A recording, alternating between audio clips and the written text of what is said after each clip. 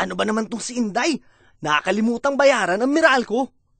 O kapitbahay, namumroblema ka ba sa mga overdue yung Meralco bills? Yung bang tipong ayaw mo nang pumunta pa sa branch ng Meralco kasi alam mong mahihirapan ka dahil pipila ka ng matagal. Pwes, solve na ang problema mo.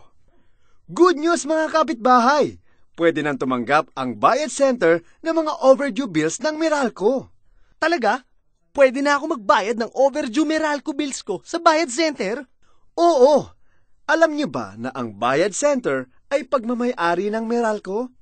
Itinatag ito noong 1997. Automatic na rin na nare-record sa computer ang bawat transaction dahil sa state-of-the-art technology ng Bayad Center. Pag nagbayad kayo sa Bayad Center, para na rin kayo nagbayad ng diretso sa Meralco. No worries! Pwede mo na rin isabay ang iba't ibang bills tulad ng tubig, cellphone, telepono, insurance, internet, SSS contributions at loan payments, NSO certificates, cable TV, at marami pang iba. Isang lugar na lang ang bayaran. Convenient na, nakatipid ka pa. Laging tandaan, sa Bayad Center, maaasahan.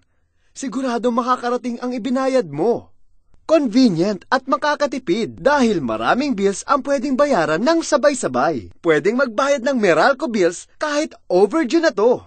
Have a worry-free, putol-free day. Ang galing talaga ng Bayad Center! Pumunta na sa inyong kapitbahay na tunay na maaasahan. Ang Bayad Center!